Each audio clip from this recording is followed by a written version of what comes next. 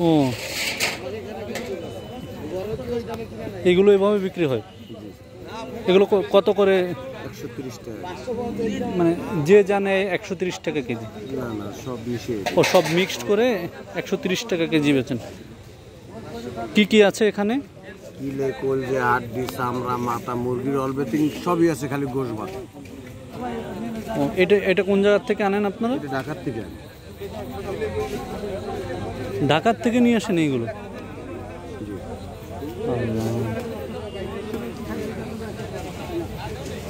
ওদের একটা জিনিস কোনো নষ্ট পচা দেখাইতে পারবেন, আমরা বরফ দিয়ে রাখি। না, বরফ না দিয়ে তো আর আপনি মনে করেন যে সময় কাটে ওই সময় মনে করেন যে আমাকে মানুষ আছে সেখানে সেক্টর মানুষ আছে, তারা নিয়ে মনে করেন যে বরফ দেওয়ার পরে আমরা 5 চর থেকে শুরু করছি। হ্যাঁ, 5 চর থেকে আমাকে মানুষে বিক্রি করে। 5 চর? হ্যাঁ, এর ভিতরে খুলনা পর্যন্ত আছে, আর আমি বাগেরহাট। ও, আপনার বাড়ি কি বাগেরহাট নাকি? জি, আমার বাড়ি বাগেরহাট। ও, কেমন বিক্রি হয় প্রত্যেক হাটে এই জিনিস? 70, 80, 90 কেজি।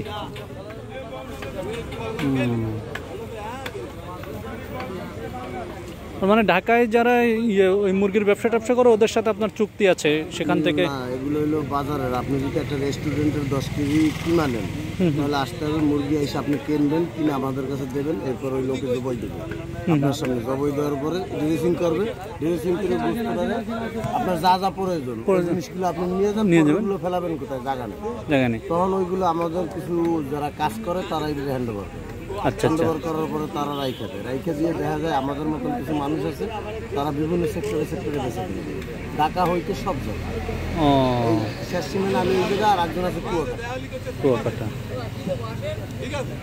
যা নেবেন আপনি, মাথা নেন, গলা নেন, ঠ্যাং নেন, গিলা কলিজা নেন, সব বিক্রি করেন। সব মিশে 130 টাকা। ঢাকা হয়েছে 120 টাকা। আর আপনারা বেছেন 130 টাকা। আবার 2 কেজি নিলে 250 বেশি। আর ওই যতটুক যেভাবে সুবিধা হয়। 50 টাকার যদি কেউ নেয়, হ্যাঁ, নিতে পারবে। তবে একটা কথা আছে, একটা পচা হবে, আপনি খাবেন না, আমার আগে খাওয়াই দেবেন। কোনো গন্ধ পচা আসলে আগে আপনি নেবেন না, আগে আমার খাওয়াবে। বুঝতে পেরেছি। আসলে এটা ভালো, মানুষ